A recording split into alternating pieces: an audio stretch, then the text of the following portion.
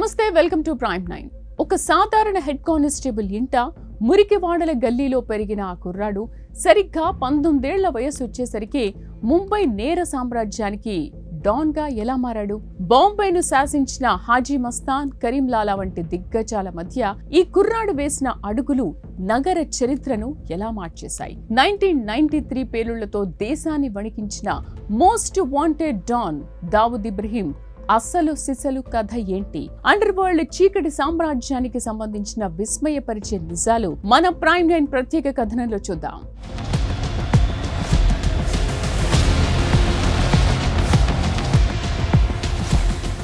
December 26, 1955న ఒక కొంకణి ముస్లిం కుటుంబంలో దావుద్ ఇబ్రహీం జన్మించాడు. దావుద్ తండ్రి ఇబ్రహీం కాస్కార్ అసలు సిసలు మహారాష్ట్రలోని రత్నగిరి జిల్లా మూమ్గా గ్రామానికి చెందినవాడు.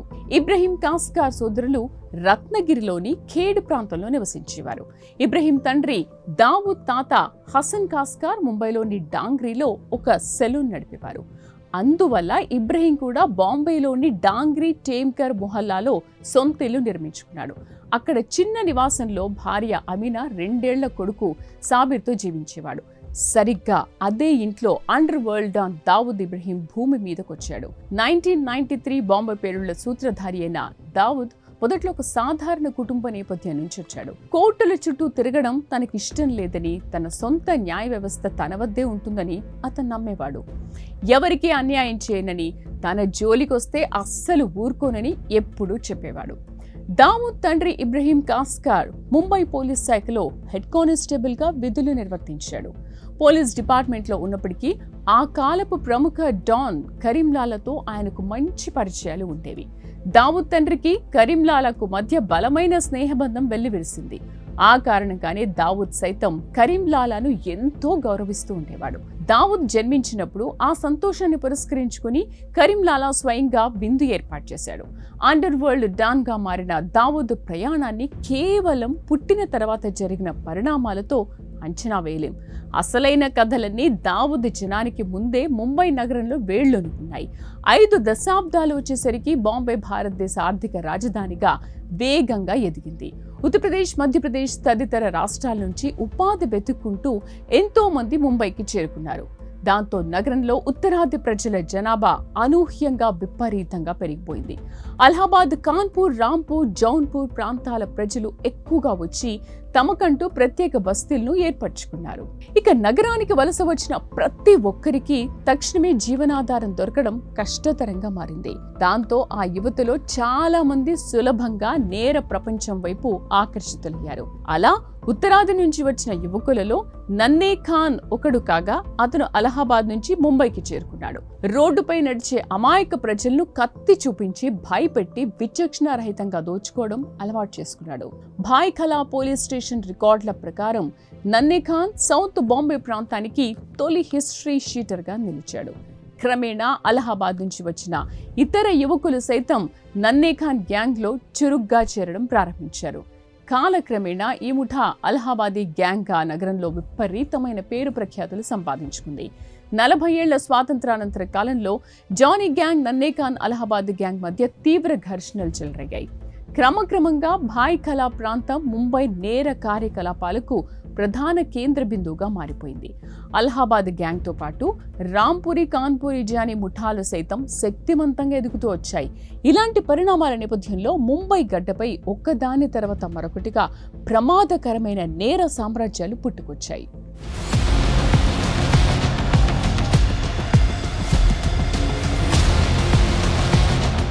బాంబే నగరాన్ని తమ గుప్పిట్లో ఉంచుకుని ఏలిన వారిలో 3 వ్యక్తులు అత్యంత ప్రముఖులుగా చరిత్రలో నిలిచిపోయారు.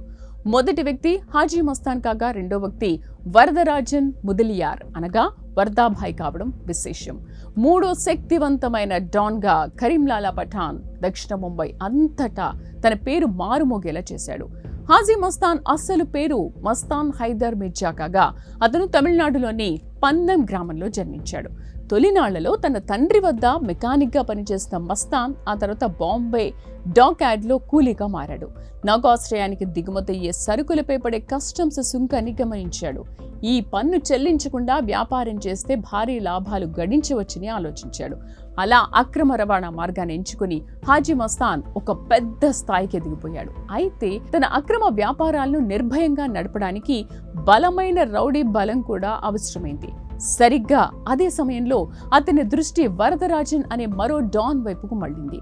హాజీ మస్తాన్ నౌకాశ్రయంలో పనిచేస్తున్న కాలంలోనే వరదరాజన్ విక్టోరియా టెర్మినల్లో కూలీగా శ్రమించేవాడు. తమిళనాడులోని వెల్లూర్ ప్రాంతం నుంచి బాంబే చేరుకున్న వరదరాజన్ త్వరగా డబ్బు సంపాదించాలనే ఆశతో దొంగలతో చేతులు కలిపాడు. 1952లో ప్రభుత్వం మద్యంపై నిషేధం విధించినప్పుడు వరదాభాయ్కు అపారమైన ధనం సంపాదించే సువర్ణ అవకాశం దొరికింది. ఆ కాలంలో బాంబేలోని యాంటాప్ హిల్ ధారావి ప్రాంతాలు పేద ప్రజలు నివసించే మురికి వాడలుగా ఉండేవి. అక్కడే వరదరాజన్ తన అక్రమ నాటుసారా తయారీ వ్యాపారాన్ని విస్తృతంగా ప్రారంభించాడు. తన దందాలో పోలీసుల నుంచి ఎలాంటి అడ్డంకులు రాకుండా ఉండేందుకు అధికారులకు ముడుపులు చెల్లించడం మొదలుపెట్టాడు. దాంతో వర్ధా కీర్తి ప్రతిష్టలు తమిళనాడు మూలాల వరకు వేగంగా విస్తరించాయి. వలస వచ్చిన వేలాది మంది ప్రజలు ధారావిలో స్థిరపడి వర్ధాను తమ నాయకుడిగా ప్రకటించుకున్నారు. ఇక ఆ ప్రజలందరూ ఆయనకు అత్యంత విధేయులుగా మారి ప్రాణాలు ఇవ్వడానికైనా వెనకాడేవారు కాదు. అలా కేవలం సారా వ్యాపారంతో సెంట్రల్ బాంబే ప్రాంతానికి వరదరాజన్ తిరుగులేని డాన్ గా అవతరించాడు. తమిళనాడు నుంచి వచ్చిన హాజీ మస్తాన్, వరదరాజన్లు ఇద్దరూ పరస్పరం స్నేహం చేసుకుని నగరంలో చక్రం తిప్పారు. హాజీ మస్తాన్ సౌత్ బాంబేను ఏలితే వరదాభాయ్ సెంట్రల్ బాంబేను శాసించాడు.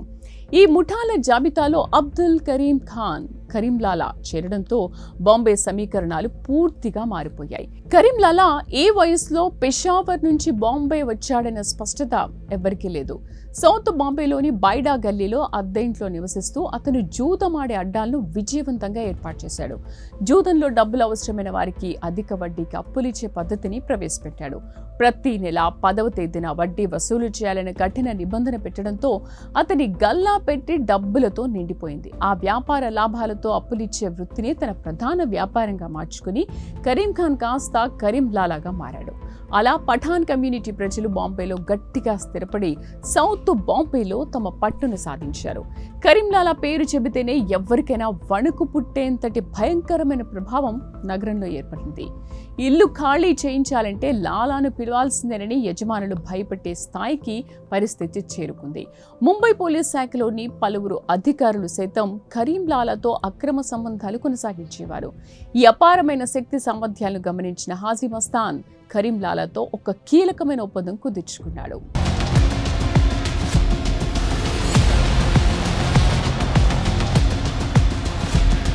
హాజీ మస్తాన్ నౌకాశ్రయానికి చేరే సరుకులను పఠాన్ గ్యాంగ్ కాపలా కాయాలని ఒప్పందం కుదిరింది. దానికి ప్రతిఫలంగా సరుకుల విలువ ఆధారంగా కరీంలాలాకు భారీ వాటా ముట్టజెప్పేలా నిర్ణయించారు. ముంబై అండర్ వరల్డ్ చరిత్రలోనే ఇది అత్యంత శక్తివంతమైన మైత్రిగా పేరుగాంచింది. మస్తాన్ మేధస్సు, లాలా కండబలం కలవడంతో నేర ప్రపంచం మరింత భయంకరంగా తయారైంది. అయితే దావూద్ తండ్రి Ibrahim Kaskar Mumbai police CID crime branch లో హెడ్ కానిస్టేబుల్ గా విధులు నిర్వహించేవారు. ఆ కాలంలో కింది స్థాయి పోలీసులదే అసలైన హవా ఉండేది. ఇతర సిబ్బంది మాదిరిగా ఇబ్రహీం కాస్కార్ ఎప్పుడూ లంచాలకు ఆశపడకుండా కేవలం 75 రూపాయల జీతంతోనే కుటుంబాన్ని నెట్టుకొచ్చారు. కరీంలాలా సైతం అందరినీ గౌరవించకపోయినా ఇబ్రహీం నిజాయితీని మెచ్చి ఆయన్ని ప్రత్యేకంగా గౌరవించేవాడు. దావూద్ తర్వాత ఇబ్రహీం దంపతులకు మరో 10 మంది సంతానం కలిగారు. ఒక్కరి జీతంతో ఇతని పెద్ద కుటుంబాన్ని పోషించడం అత్యంత కష్టతరంగా మారింది. కొన్ని సందర్భాల్లో పిల్లలకు తినడానికి తిండి కూడా సరిగ్గా దొరికేది కాదు. అయినప్పటికీ మిగతా పిల్లల కంటే దావూద్ను తండ్రి ప్రత్యేక శ్రద్ధతో చూసుకునేవాడు. నిరాలేషా బాబా చెప్పిన జోస్యం కారణంగానే దావూద్ విషయంలో ఇబ్రహీం ప్రత్యేక శ్రద్ధ పెట్టడం జరిగింది. నిరాలేషా బాబా చెప్పిన జోస్యం ప్రకారం ఇబ్రహీం రెండో కొడుకైన దావూద్ భవిష్యత్తులో అత్యంత శక్తివంతుడవుతాడా అని నమ్మాడు.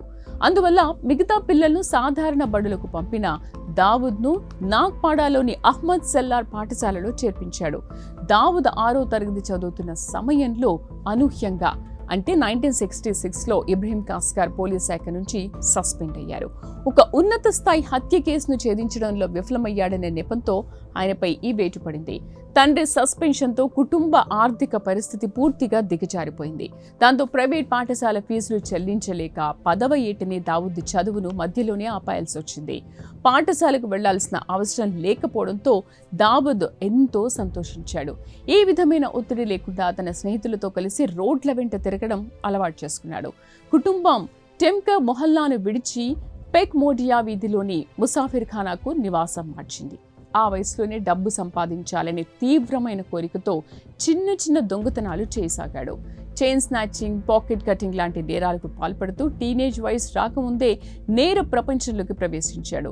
రత్నాగిరి మూమ్ గ్రామం నుంచి ముంబైకి వలస వచ్చిన యువకులకు కాస్కార్ కుటుంబమే మొదటి సంప్రదింపు కేంద్రంగా ఉండేది. మూంగా నుంచి వచ్చిన కొంకణి ముస్లిం యువకులు దావూద్ సోదరుడు సాబిర్తో కలిసి ఒక కొత్త ముఠాను ఏర్పాటు చేశారు. 1970 నాటికి వీరంతా కలిసి బోరా కమ్యూనిటీ వ్యాపారులను బెదిరించి వసూళ్లకు పాల్పడడం మొదలుపెట్టారు. మొహాటా మార్కెట్లో ఒక దుకాణం తెరిచి నకిలీ విదేశీ గడియారాలు అమ్మి ప్రజలను మోసం చేయడం నేర్చుకున్నారు. ఈ చిన్న చిన్న విజయాలతో దావూద్ ముఠా ఆత్మవిశ్వాసం పెరిగిపోయింది. అయితే డాంగ్రీ ప్రాంతంలో అసలైన డాన్ గా బాస్ దాదా చలామణి అవుతుండేవాడు. బాస్ దాదా టెల్లి మొహల్లాలో ఒక అఖాడాను ఏర్పాటు చేశాడు. ఆ ప్రాంతంపై పూర్తి ఆధిపత్యం చెలాయించేవాడు. రెస్లర్ లాంటి దేహదారుఢ్యం కలిగిన బాసు అంటే స్థానిక పోలీసులకు సైతం తీవ్రమైన భయం ఉండేది. ఒకరోజు బాసు అనుచరుడు దావూద్ స్నేహితుడిని కొట్టడంతో వివాదం మొదలైంది. దీంతో ఆగ్రహించిన దావూద్ తన ముఠాతో కలిసి సోడా సీసాలతో బాసు దాదాపై అనూహ్యంగా దాడి చేశాడు. బాసు అఖాడాను పూర్తిగా ధ్వంసం చేసి అతని ప్రతిష్టను దెబ్బతీశాడు. ఇక ఈ పరిణామంతో డాంగ్రీ ప్రాంతానికి దావూద్ ఇబ్రహీం కొత్త డాన్గా అవతరించాడు. ఆ తర్వాత హాజీ మస్తాన్కు చేరాల్సిన 5 లక్షల నగదును తప్పుదారిలో ఉన్న ముఠా సభ్యులు దొంగిలించడంతో దావూద్ పేరు మారుమ్రోగిపోయింది. 19 ఏళ్ల వయస్సు నిండకుండానే ఒక పెద్ద బ్యాంకు దోపిడీని తలపించే సాహసానికి పాల్పడ్డాడు.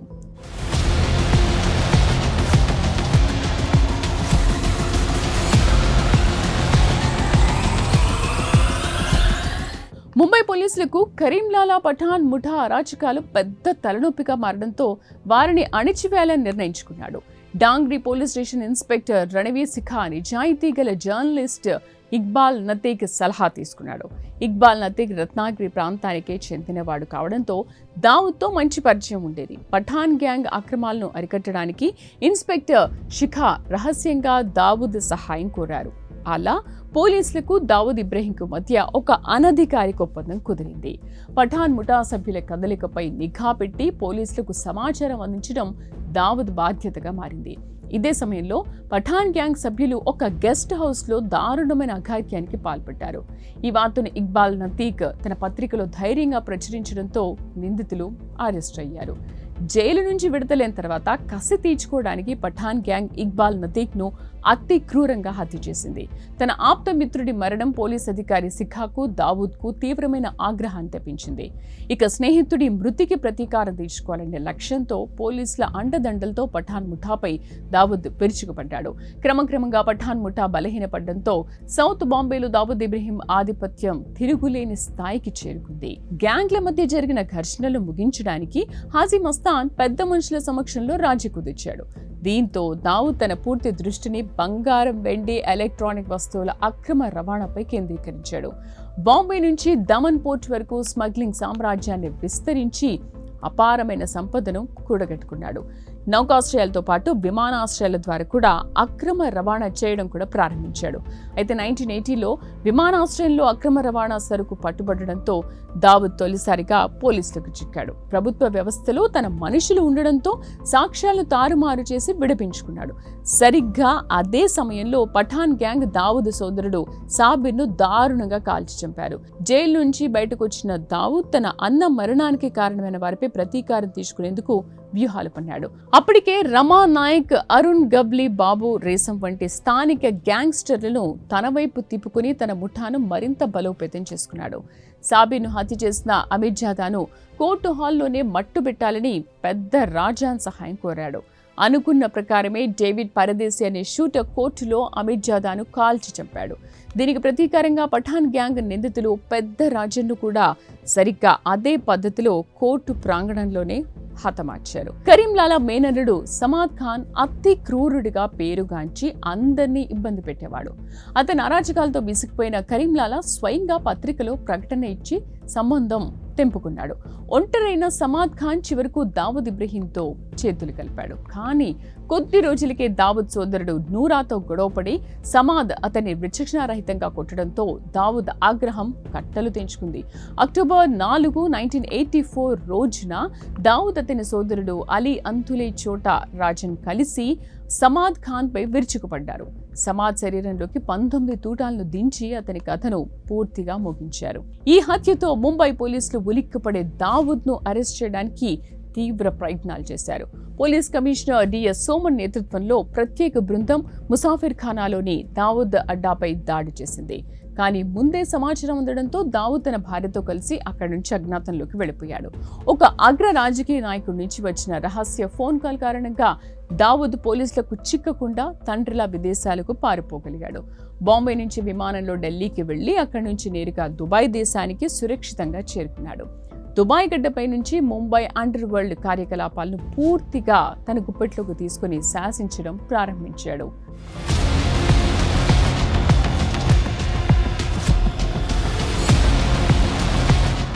దుబాయ్ వెళ్లిన తర్వాత దావుద్ ఇబ్రహీం అక్కడి నుంచి తన నేర సామ్రాజ్యాన్ని మరింత విజయవంతంగా విస్తరించాడు. భారతదేశంలో తనపై ఉన్న కేసుల నుంచి తప్పించుకుంటూ విదేశీ గడ్డపై నుంచి వ్యాపారాలు నడిపాడు. ముంబై నగరంలోని పలువురు ప్రముఖ వ్యాపారులు, రాజకీయ నాయకులతో సంబంధాలు కొనసాగిస్తూ వచ్చాడు. సినీ పరిశ్రమ నుంచి పెద్ద ఎత్తున వసూళ్లకు పాల్పడుతూ చిత్రరంగాన్ని తన నియంత్రణలోకి తెచ్చుకునే ప్రయత్నం చేశాడు. బాలీవుడ్ సినిమాలకు ఫైనాన్స్ చేయడం ద్వారా నగరంలో తన అడుగు జాడలను బలంగా నిలబెట్టుకున్నాడు. నూతన సాంకేతికతను ఉపయోగిస్తూ హవాలా ద్వారా అక్రమ డబ్బును విదేశాలకు తరలించడం నేర్చుకున్నాడు. రత్నాగిరి నుంచి సాధారణ కుటుంబంలో పుట్టిన ఒక కుర్రాడు ప్రపంచమే గడగడలాడించే స్థాయికి ఎదిగాడు. ముంబై పోలీసుల కళ్లు గప్పి విదేశాలకు చెక్కేసిన దావుద్ భారతదేశ మోస్ట్ వాంటెడ్ జాబితాలో మొదటి స్థానంలో నిలిచాడు. దేశం విడిచి వెళ్లినప్పటి నుంచి ముంబై నగరంలో అతని ముఠా ప్రభావం ఎంత కాలం పాటు కొనసాగుతూనే ఉంది. సొంత గడ్డపై తన ఆధిపత్యాన్ని కాపాడుకోవడానికి ప్రత్యర్థులపై నిరంతరం దాడులు చేయిస్తూనే ఉన్నాడు. అండర్ వరల్డ్ చరిత్రలో అత్యంత శక్తివంతమైన డాన్గా తనకంటూ ఒక ప్రత్యేకమైన చరిత్రను లిఖించుకున్నాడు. తదనంతరం కాలంలో దేశ చరిత్రను కుదిపేసిన 1993 బాంబే వరుస పేలుళ్ల ఘటనలో దావుద్ ఇబ్రహీం ప్రధాన సూత్రధారిగా నిలిచాడు. ఈ దుర్ఘటనతో దేశ భద్రతా దళాలు అతనిపై మరింత నిఘా పెట్టి అంతర్జాతీయ స్థాయిలో వేట ప్రారంభించాయి. ఐక్యరాజ్య సమితితో పాటు పలు దేశాలు దావుద్ను అంతర్జాతీయ ఉగ్రవాదిగా అధికారికంగా ప్రకటించాయి. భారతదేశం నుంచి పారిపోయినప్పటి నుంచి అతను పాకిస్తాన్లోని కరాచీ నగరంలో తలదాచుకున్నట్లు పక్కా నిఘా వర్గాల సమాచారం ఉంది. ఎన్ని దేశాలు వెతికినా దొరకకుండా పాకిస్తాన్ ప్రభుత్వ రక్షణలో విలాసవంతమైన జీవితాన్ని గడుపుతున్నాడు. ఒకప్పుడు బాంబే గల్లీలో చిన్న చిన్న దొంగతనాలు చేసిన వ్యక్తి ప్రపంచాన్ని వణికించే స్థాయికి చేరుకోవడం నేర చరిత్రలో ఒక చీకటి అధ్యాయం. తన తండ్రి నిజాయితీకి పూర్తి విరుద్ధంగా నడిచి నేర సామ్రాజ్యానికి చక్రవర్తిగా అవతరించాడు. ఇబ్రహీం కాస్కార్ కష్టపడి సంపాదించుకున్న గౌరవాన్ని దావూద్ తన స్వార్థం కోసం పూర్తిగా నాశనం చేశాడు. ఎంతో మంది నిండు ప్రాణాలను బలిగొని చట్టం నుంచి ఎప్పటికీ తప్పించుకోలేక పరారీలో జీవితం గడుపుతున్నాడు. ఈ మొదటి పార్ట్ ముగిసే సమయానికి దావూద్ నేర సామ్రాజ్యం ఎంత ప్రమాదకరంగా మారిందో స్పష్టమవుతుంది. ముంబై నేర చరిత్రలో ఎప్పటికీ చెరిగిపోని ఒక భయానక అధ్యాయంగా ఈ ప్రయాణం చరిత్రలో మిగిలిపోయింది. ఇలాంటి అనేక మలుపులతో కూడిన నేర ప్రయాణం ముంబై నగరవాసులను దశాబ్దాల పాటు భయభ్రాంతులకు గురిచేసింది. పోలీసులు కళ్లు కప్పి దేశం దాటిన తర్వాత కూడా అతని నీడ ముంబై నగర రాజకీయాలను ప్రభావితం చేస్తూనే ఉంది. సామాన్య కుటుంబం నుంచి వచ్చి అండర్ వరల్డ్ సామ్రాజ్యానికి ఏలికగా మారిన తీరు ఎవరికైనా విస్మయం కలిగిస్తుంది. చిన్న వయసులోనే తండ్రి ఉద్యోగం పోవడం, చదువు ఆగిపోవడం అతన్ని నేరాల బాట పట్టించేలా చేశాయి. స్థానిక గ్యాంగ్స్టర్లను ఒక్కొక్కటిగా మట్టుబెట్టి ముంబై గడ్డపై ఏకఛత్రాధిపత్యం సాధించడంలో దావూద్ విజయం సాధించాడు. అయితే ఈ నేర మార్గం చివరికి దేశద్రోహానికి దారితీసి అతని శాశ్వత దేశ బహిష్కరణకు గురిచేసింది. చట్టం కళ్లల్లో మన్ను కొట్టి ఎంతో కాలం తప్పించుకోలేరన్న సత్యానికి దావూద్ జీవితం ఒక పెద్ద ఉదాహరణగా నిలిచింది. తన సహచరులు ఒక్కొక్కరుగా ఎన్కౌంటర్లు, హత్యల ద్వారా అంతమవగా దావూద్ విదేశాల్లో ఒంటరిగా జీవించాల్సి వచ్చింది. భారత నిఘా వర్గాలు ముంబై పేరుల దోషిని పెట్టుకోవడానికి ఇప్పటికీ తమ ప్రయత్నాలను ముమ్మరంగా కొనసాగిస్తూనే ఉన్నాయి. కాలం ఎంత మారినా నేరంతో సంపాదించిన సామ్రాజ్యం ఎప్పుడూ శాశ్వతం కాదనే నిజం ఈ చరిత్ర ద్వారా స్పష్టమవుతుంది. Underworld don Dawood Ibrahim గురించి ఇది మొదటి పార్ట్ మాత్రమే. రెండో పార్ట్లో ఛోటా రాజన్తో ఏర్పడిన వైరం, ఆ తర్వాత జరిగిన పరిణామాలను చూడొచ్చు. తదుపరి ఎపిసోడ్లను మిస్ కాకుండా ఉండడానికి వెంటనే ప్రైమ్9ని సబ్స్క్రైబ్ చేసుకోండి. ఈ వీడియోను లైక్ చేయండి, షేర్ చేయండి.